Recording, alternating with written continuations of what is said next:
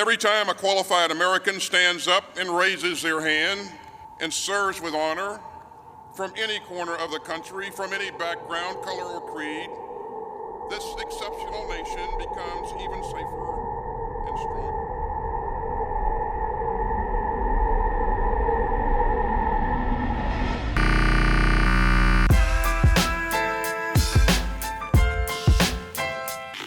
This is Doug Emhoff, the husband of Kamala Harris, and therefore the second gentleman of the United States. Recently, Emhoff attended a ceremony to celebrate the UConn men's basketball team for winning the NCAA championship. And Doug got a special shout out from Joe Biden. Well, we also have the second gentleman here. Second gentleman, that sounds ridiculous. This guy's a hell of a lawyer, and he gave up his practice so his wife could be Vice President of the United States of America. But he's still around. There's a little to unpack here. To start, Biden just doesn't get the concept of second gentleman. My White House team, Jill, Doug, our first lady, and our first lady and our second husband. No, I'm joking. And Biden also doesn't seem to understand, well, anything. When Doug Emhoff, Kamala's wife are there. Kamala will be back later this week. And then there's the time when Doug Emhoff contracted COVID, and Biden called Kamala Harris the First Lady. There's been a little change in the arrangement of who's on the stage because of the First Lady's husband contracting COVID. But look at this room and what you see. Pardon? That's right. She's fine. It's me. That's not together. Yeah, no The second lady, the first gentleman. How about that? I don't know who's running the country, but it is not Joe Biden. For Joe Biden to be crapping on Doug Emhoff's title, well, that's not surprising. But in a way, the second gentleman title is kinda stupid. Let me explain. When Barack Obama was president, his wife was the First Lady, and Vice President Joe Biden's wife was the Second Lady. But currently, calling Doug Emhoff the second gentleman would imply that there's a first gentleman, right? Whatever. But regardless, there's one thing that Biden said that I found very dubious. This guy's a hell of a lawyer, and he gave up his practice so his wife could be Vice President of the United States of America. But he's still around. Doug Emhoff was an entertainment lawyer. Did he seriously need to give up his practice so that Kamala could be the vice president? I mean, Dr. Jill Biden didn't give up being a full-time community college professor. You know, my wife's a full-time community college professor still.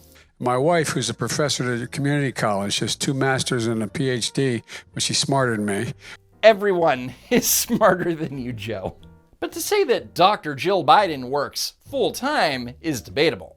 The Washington Post reported, starting the week of Labor Day, Biden will be spending every Tuesday and Thursday for 13 weeks on the Alexandria campus of Northern Virginia Community College, according to a class schedule available to students. So 2 days a week for 13 weeks? Yeah, doesn't quite sound like full-time, but whatever. And notice that the Post claims that she's known as the teacher-in-chief. Yeah, nobody calls her that. It also claims that she fought to continue teaching as First Lady. She fought to continue to teach? With who? She's the resident's wife. She can do whatever she wants. And with that said, the fact that Doug Emhoff didn't fight to keep practicing law so that he could be like the First Lady or whatever says everything you need to know. But here's a little bit more. There's too much of toxicity. It's masculine toxicity out there, and we've kind of confused what it means to be a man, what it means to be masculine, where you've got this trope out there that you've got to be tough and, angry and lash out to be strong. It's just the opposite. Except there's no such thing as toxic masculinity, only toxic behavior. Furthermore, anger and lashing out has nothing to do with being tough. And being tough is a thing that Doug Emhoff clearly knows nothing about. Anyway, speaking of the First Lady's wife. Many of us have a smartphone, and many of you right now have it in your pocket. And everything you do on your phone is made possible by this technology. Without semiconductors, your smartphone would not be a smartphone. It would be a paperweight that occupies a big space in your pocket. Then why would I be carrying a paperweight in my pocket? God, she is so bad at this. My mother she would give us a hard time sometimes, and she would say to us, I don't know what's wrong with you young people. You think you just fell out of a coconut tree? What? You exist in the context of all in which you live and what came before you. Next is Dianne Feinstein, who took a leave of absence back in March because she was diagnosed with shingles. Sounds awful. And there was speculation that the 89-year-old senator might not return to the Senate. But after more than 2 months, she did in fact return. And LA Times reporter Ben Oreskes was able to ask Feinstein a couple questions in the halls of the Capitol. What have you heard? What have I heard about what? About your return. How have they felt about your No, return? I haven't been gone. Okay. You should follow them. I haven't been gone. I've been working. You've been working from home, is what you're saying? No, I've been here.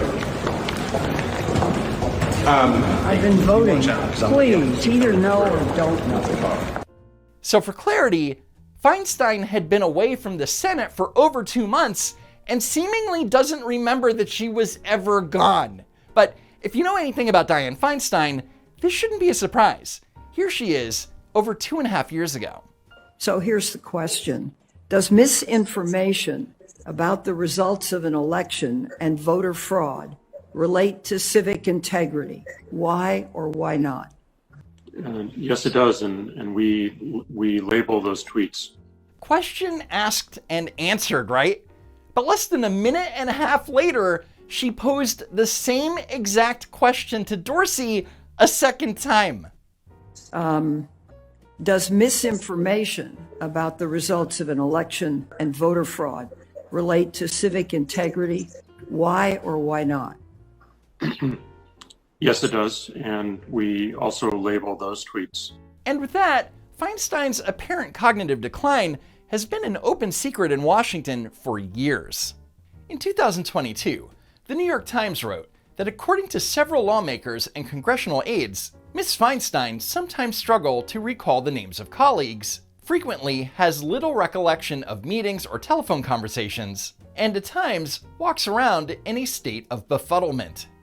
Ms. Feinstein is often engaged during meetings and phone conversations, usually coming prepared and taking notes, but hours later, she will have forgotten those interactions. And recently, the paper wrote, at times she has expressed confusion about the basics of how the Senate functions. When Vice President Kamala Harris was presiding over the chamber last year, in one of the many instances in which she was called upon to cast a tie-breaking vote, Ms. Feinstein expressed confusion, according to a person who witnessed the scene, asking her colleagues, "What is she doing here?"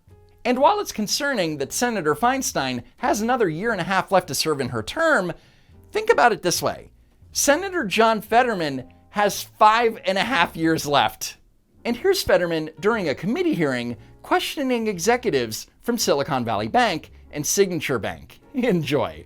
The Republicans want to give a work requirement for SNAP. You know, for a hungry family has to have this kind of penalties or some kinds of working required. Shouldn't you have a working requirement after we sell your bank with billions of your bank?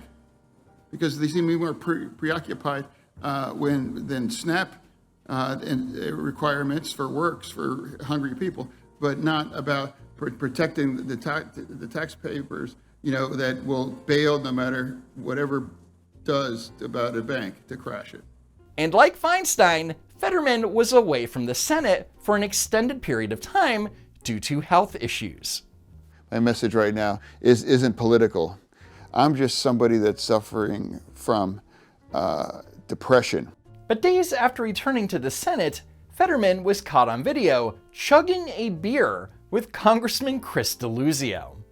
Which is strange because alcohol is a depressant. Fucking clown world. And while several Democrats are publicly calling for Senator Feinstein to resign, it's quite the opposite when it comes to Senator Fetterman. Your trajectory from mayor to lieutenant governor, United States senator, was still pointing up. At 53 in politics, that's a young man. Can you have aspirations? Can you serve beyond the United States Senate? That's right!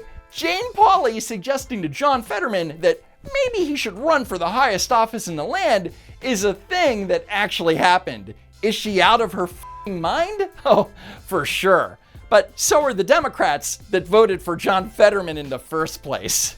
And since it's all but predetermined, I guess congratulations are in order, President Fetterman. And on that scary note, that's it for now. Follow me on Twitter at Don't Walk Run. Be sure that you're still subscribed to the channel. And as always, thanks for tuning in. And I hope to see you next time, if there is next time.